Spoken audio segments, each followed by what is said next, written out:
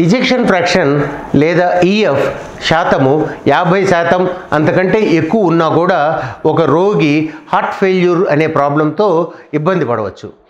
దీని యొక్క డయాగ్నోసిస్ చాలాసార్లు కష్టం. ఎందుకనంటే గనక ట్రెడిషనల్గా ఈ హార్ట్ ఫెయిల్యూర్ని మనం డయాగ్నోస్ చేయాలంటే ఈ ఈఎఫ్ అనేది తక్కువ ఉన్న వాళ్ళకి మాత్రమే హార్ట్ ఫెయిల్యూర్ ఉంది అని ఒక ఈవెన్ డాక్టర్స్లో కూడా మనసులో అది బాగా ఇంప్రింట్ అయిపోయింది.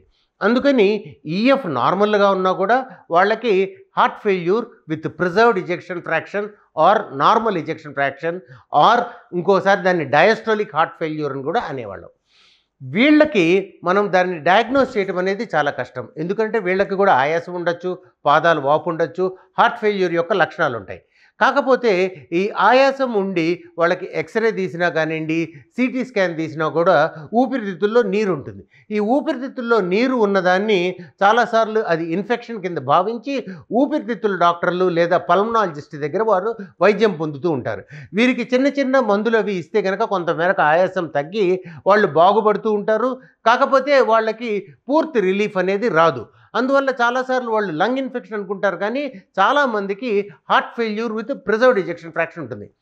కాబట్టి ఎవరికి heart failure with preserved ejection fraction ఉంటుంది అనేది మనం తెలుసుకుంటే ఏ గ్రూప్ ఆఫ్ పేషెంట్స్కి ఈ వ్యాధి వచ్చే అవకాశం ఉంది, ఎవరిలో ఈ ప్రాబ్లం నేను ఎక్కువగా చూస్తూ ఉంటాను అనేది తెలుసుకుంటే కొన్ని క్లూస్ను మనసులో పెట్టుకుని ఏదైతే తక్కువగా డయాగ్నోస్డ్ అంటే అండర్ డయాగ్నోస్డ్ కండిషన్ ఉందో దాన్ని బెస్ట్గా డయాగ్నోస్ చేయడానికి మనం ట్రై చేద్దాం.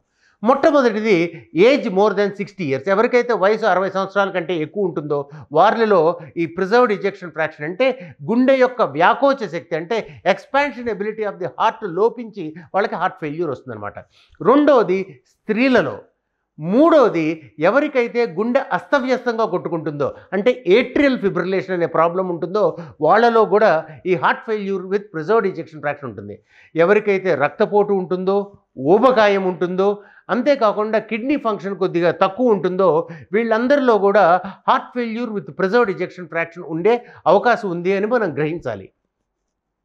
అంతేకాకుండా వీరికి కనుక ఎకో పరీక్ష చేస్తే కనుక చాలాసార్లు ఇజెక్షన్ ఫ్రాక్షన్ అనేది నార్మల్గా ఉంటుంది. కానీ వీళ్ళకి కొన్ని advanced technologies like E/E' ratio, global longitudinal strain, left atrial volume index మరియు కొన్ని వీటన్నిటినీ కలిపి కొన్ని అడిషనల్ పారామీటర్స్ అంటే వీటన్నిటి మిక్స్చర్తో కూడా కొన్ని స్కోరింగ్ ప్యాటర్న్స్ వచ్చి వాటి ద్వారా ఈ ప్రిజర్వ్డ్ ఇజెక్షన్ ఫ్రాక్షన్ అనేది డయాగ్నోస్ చేస్తున్నాం.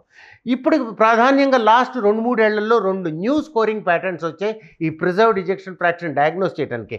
కానీ దురదృష్టవశాత్తు ఈ జబ్బును డయాగ్నోస్ చేయడం చాలా ఛాలెంజింగ్ కాబట్టి చాలాసార్లు పూర్తి డయాగ్నోస్ మనం చేయలేకపోతాం. 30% మందిలో మనం డయాగ్నోసే చేయలేకపోతాం. అట్లాంటి వాళ్ళల్లో డయాగ్నోస్ చెయ్యాలి అని అనుకుంటే కనుక కార్డియాక్ క్యాథటరైజేషన్ పరీక్ష చేస్తే కనుక డెఫినెట్గా హార్ట్ ఫెయిల్యూర్ ఉందా లేదా, ఈ ప్రిజర్వ్డ్ ఇజెక్షన్ ఫ్రాక్షన్ అనే ప్రాబ్లం ఉందా లేదా అనేది వ్యాధి నిర్ధారణ పరీక్ష అనేది కార్డియాక్ క్యాథటరైజేషన్ ద్వారా చేయవచ్చు.